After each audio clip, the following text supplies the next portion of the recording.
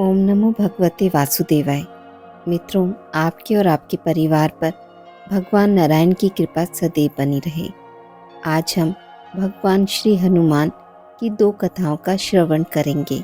पहली कथा अनुसार प्राचीन समय की बात है। ऋषिनगर में केशवदत्त ब्राह्मण अपनी पत्नी अंजलि के साथ रहता था। केशवदत्त के घर में धन संपत्ति की कोई कमी नहीं थी।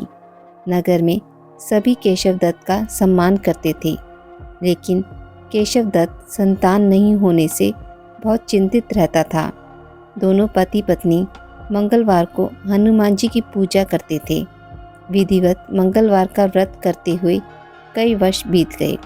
ब्राह्मण बहुत निराश हो गया, लेकिन उसने व्रत करना नहीं छोड़ा। कुछ दिनों के बाद केशवदत्त हनुमान जी की पूजा करने के लिए जंगल में चला गया। उसकी पत्नी अंजलि घर में रहकर मंगलवार का व्रत करने लगी। दोनों पति पत्नी पुत्र प्राप्ति के लिए मंगलवार का विधिवत व्रत करने लगे। अंजलि ने अगले मंगलवार को व्रत किया, लेकिन किसी कारणवश उस दिन अंजलि हनुमान जी को भोग नहीं लगा सकी और उस दिन वह सूर्यास्त के बाद भूखी ही सो गई। अगले मंगलवार को हनुमान जी को भोग लगाए बिना उसने भोजन नहीं करने का प्रण किया। 6 दिन तक अंजलि भूखी प्यासी रही। 7वें दिन मंगलवार को अंजलि ने हनुमान जी की पूजा की, लेकिन तभी भूख प्यास के कारण अंजलि बेहोश हो गई। हनुमान जी ने उसे स्वप्न में दर्शन देते हुए कहा, उठो पुत्री, मैं तुम्हारी पूजा पाठ से बहुत प्रसन्न हूँ। तुम्हें सुंदर और सुयोग्य पुत्र होने का वर देता हूँ। यह कहकर हनुमान जी अंतर्ध्यान हो गए। तत्काल अंजलि ने उठकर हनुमान जी का भोग लगाया और स्वयं भोजन किया। हनुमान जी की अनुकंपा से अंजलि ने एक सुंदर पुत्र को जन्म दिया। मंगलवार को जन्म लेने के कारण उस बच्चे का नाम मंगल प्रसाद रखा गया। कुछ दिनों बाद अंजलि का पति केशवदत्त भी घर लौट आया। उसने मंगल को देखा तो अंजलि से पूछा, यह सुंदर बच्चा किसका है? अंजलि ने खुश होते हुए हनुमान जी के दर्शन देने और पुत्र प्राप्त होने का वरदान देने की सारी कथा सुना दी, लेकिन केशवदत्त को उसकी बातों पर विश्वास नहीं हुआ। उसके मन में पता नहीं कैसे यह कुत्सित विचार आया कि अंजलि ने उसके साथ विश्वासघात किया है। अपने पापों को छिपाने के लिए अंजलि झूठ बोल रही है। केशवदत्त ने उस बच्चे को मार डालने की योजना बनाई। एक दिन केशवदत्त स्नान के लिए कुएं पर गया। मंगल भी उसके साथ था। केशवदत्त ने मौका देखकर मंगल को कुएं में फेंक दिया और घर आकर बहाना बना दिया कि मंगल तो कुएं पर मेरे पास पहुंचा ही नहीं। केशवदत्त के इतने कहने के ठीक बाद मंगल दौड़ता हुआ घर लौट आया। केशवदत्त मंगल को देखकर बुरी तरह हैरान हो उठा। उसी रात हनुमान जी ने केशवदत्त को स्वप्न में दर्शन देते हुए कहा, तुम दोनों के मंगलवार व्रत करने से प्रसन्न होकर पुत्र जन्म का वर मैंने दिया था, फिर तुम अपनी पत्नी पर शक क्यों करते हो?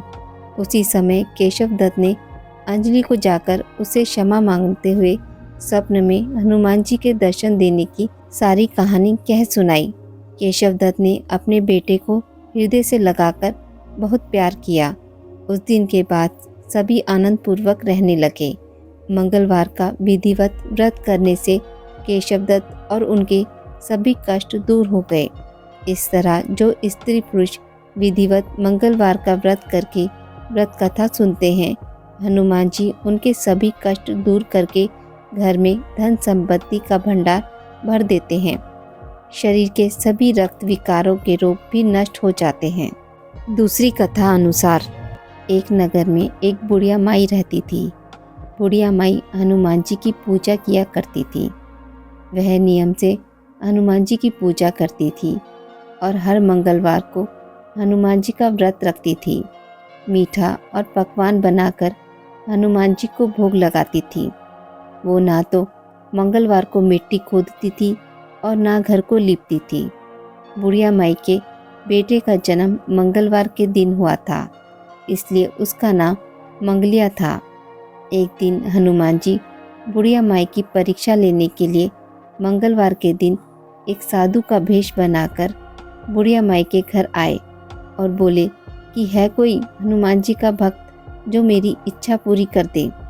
साधु की आवाज़ सुनकर बुढ़िया माई बाहर आई और बोली कि हे महात्मा जी, आपको क्या चाहिए। साधु रूपी महात्मा जी बोले, मैं भूखा हूँ, भोजन बनाऊंगा, तुम अपना चूल्हा और आंगन लीप कर मुझे दे दो। बुढ़िया माई ने हाथ जोड़े और बोली, महाराज, मिट्टी खोदने और आंगन लीपने के अलावा आज आप जो भी आज्ञा देंगे वो मैं अवश्य मानूंगी। साधु रूपी हनुमान जी बोले कि आप पहले मुझे वचन दो कि मैं जो कहूँगा तुम वो ही करोगी। बुढ़िया माई ने वचन दे दिया। साधु बोला, तुम अब अपने बेटे को बुलाओ। इसके बाद बुढ़िया ने अपने बेटे को बुला दिया। साधु रूपी हनुमान जी बोले, अब इसे धरती पर औंधा लिटा दो, मैं इस पर ही भोजन बनाऊंगा। ऐसा सुनकर बुढ़िया माई के पैरों तले जमीन खिसक गई, परंतु वो तो साधु को वचन दे चुकी थी, इसलिए उन्होंने मंगलिया को साधु के हवाले कर दिया। परंतु हनुमान जी की परीक्षा अभी पूरी नहीं हुई थी। उन्होंने बुढ़िया माई को कहा कि अब इसकी पीठ पर मुझे आग जलाकर दो, जिस पर मैं भोजन बनाऊंगा। बुढ़िया माई अत्यंत दुखी हो गई और आग जलाकर वह रोती हुई अंदर चली गई। भोजन तब तैयार हो गया।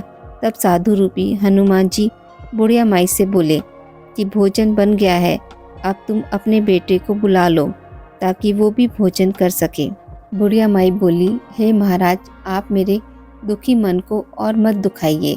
मैंने अपने हाथों से स्वयं अपने बेटे को अग्नि के हवाले किया है, लेकिन साधु महाराज ना माने तो बुढ़िया ने अपने बेटे को पुकारा।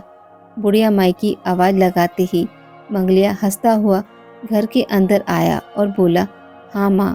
अपने बेटे को देखकर बुढ़िया माई की खुशी का कोई ठिकाना ना रहा, परंतु वो हैरान थी कि ऐसा चमत्कार कैसे हो गया। वो अपने पुत्र समेत साधु महाराज के पैरों में पड़ गई। हनुमान जी ने उसे अपने दर्शन दिए और उसे सर्व सुख का आशीर्वाद दिया तथा अंतर्ध्यान हो गए। हे हनुमान जी महाराज, जैसे अन्न धन के भंडार और सर्व सुख बुढ़िया माई को दिया, वैसे ही इस कहानी को कहने वाले और सुनने वाले और हुंकारा भरने वाले सभी लोगों पर अपनी कृपा करना।